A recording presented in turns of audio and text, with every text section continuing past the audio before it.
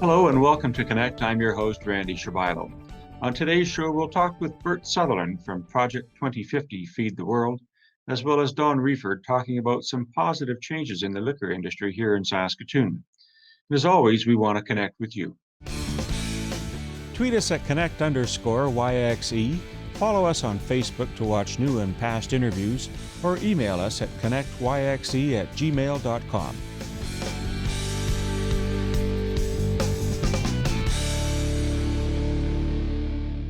Trying to feed a population in the world of about 10 million people within 30 years is a massive challenge, and there are a number of people working on that front. Saskatchewan is rich in its herbal resources and food production, and Bert Sutherland is here with Action Foods, and we're going to talk a little bit about the capacity and the opportunity awaiting us here in Saskatchewan. Someone like Bert who's been doing this a little while. Bert, thank you so much for making some time today.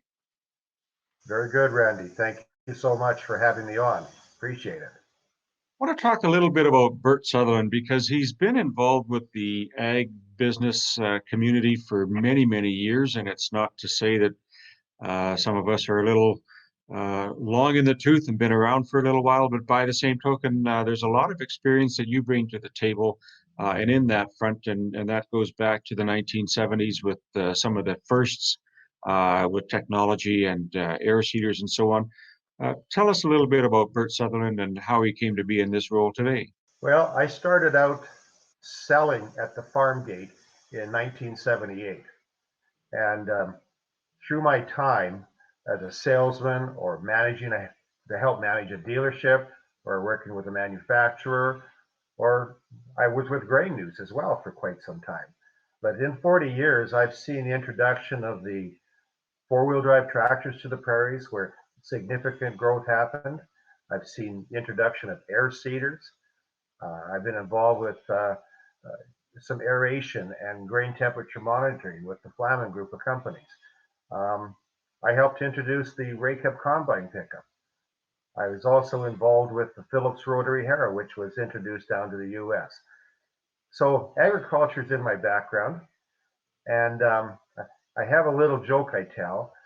My very first sale is the only sale that I've never stood behind, and that was a manure spreader. Who rates your material, Bert? That's pretty funny. I want to talk. So, Randy, I can maybe tell you a little bit about why. Yeah, I didn't have a writer, but through all of that, I also chaired the agribusiness committee at the Chamber of Commerce in Saskatoon here for 12 years. And in my last year at the Chamber, I also chaired the First Nations and Métis Business Opportunities Committee. And through the connection of those two committees, I developed a keen interest towards what I discovered was going to be a real problem. In 2050, we expect the population in in the world, to be about 10 billion people. Today it's 7.7 billion. At 10 billion, we do not know how to feed them. So it requires more protein. And so I have three platforms in my Project 2050. We need some new proteins that don't exist today. And I'm sure you've heard there's groups like AgWest Bio who have raised money and created Protein Industries Canada to develop new plant proteins. And we need that. But there's other things we can do too by taking a look at what proteins we have and what can be developed further to extend and help us get to that level we need. The other thing that I've heard for years, everybody says it, but nobody seems to be able to get anything done about it, is that in Saskatchewan, we grow it, we ship it away, we buy it back, and we eat it. And that's got to change. And you as a farmer know what I'm talking about. Exactly. So Randy, there's another thing that I'm really seriously interested in. There's 174,000 Indigenous people in our province. And I would really like to see them be part of the solution to feeding the world by 2050. And those are the three goals: more protein, more manufacturing and productivity, and engagement of Indigenous people. So when we have the arable land that we have obviously a workforce that we can tap into. There's a perfect marriage of an equation coming together that we're on the threshold of where we can produce and maybe manufacture more. What is the secret and the obvious answer when you look at, if we talk about meat production, we have cattle and so on. What's on the threshold that you see? Well, first and foremost, we can't displace anything that we currently have. If we did something that jeopardized the cattle industry, that would be a concern for me. Um, so we need something additional. And one of the things that I've identified is goat production. Um, Back in 1990, I met a gentleman from Bicycle, Alberta, that was promoting goats in Canada. And at that time, a wholesaler said, if you can promise us or make a commitment of 2 million pounds of goat meat, we'll list it today. We are no further ahead today than we were in 1990. I have discovered that we are importing goat meat, frozen goat meat now, from Australia and New Zealand to the tune of about $550 million retail value. That's nearly 4 million kilograms of goat meat annually into Canada. And I have to shake my head and ask why. Um, Goats do really well on marginal land. They only eat 10% of their diet in grass, and the rest of it weeds and brush and small trees and cactus and stuff that nothing else eats. So if we can turn that into protein, we're winning. So that's what I see as one of the bigger opportunities. Well, the debate, I guess, would come between a very important point that you touched on, and that is to not displace what's already in place and value add to, beef and perhaps lamb and so on. So if we see sheep and herds of sheep being used for, I guess that would be more grass production, but the opportunity is there for marginal lands to now be drawn into the equation and goats to consume the weeds and saplings if farmers are creating new arable land plots with brush and so on that's not manageable anymore. This is a perfect storm that's horizon for It, goats to now get involved. it is most assuredly. And let me just address the subject of sheep and goats because I have nothing against sheep. We need them too.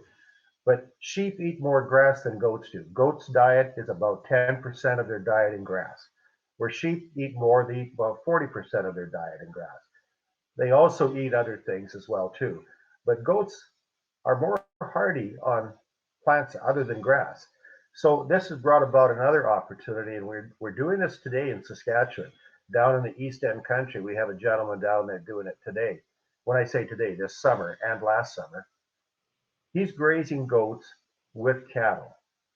The goats are eating everything that the cows don't eat, and then the cows have more grass because where those other plants have been removed, grass comes back. So the grass is being eaten by the cows, and the other stuff is being eaten by the goats. So we have companion grazing.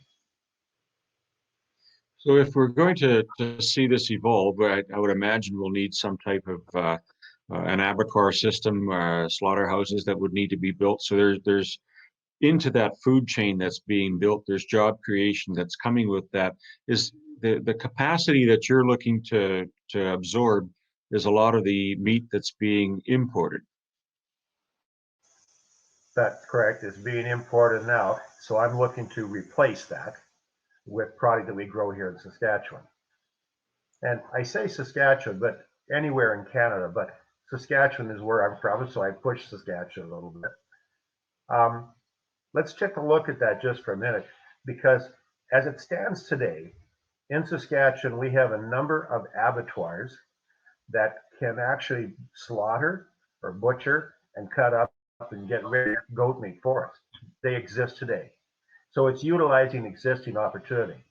But if we want to ship processed meat, butchered meat from Saskatchewan to any other province or out of the country to another country in the world, we need a federally inspected facility, which Saskatchewan almost stands, I believe they stand alone. I don't think, I think it's the only province that doesn't have a federally inspected facility to do that. And we need to change that. We're working on a number of fronts then, both on the supply chain, on the employment, the manufacturing, the construction, everything that goes with that. In 30 years is not a long time for anyone who's been involved to see some changes like many of us have. How close are we to seeing this traction being gained with some of the Indigenous communities and that obvious employment trigger that can be pulled? Well, it's there. It is there.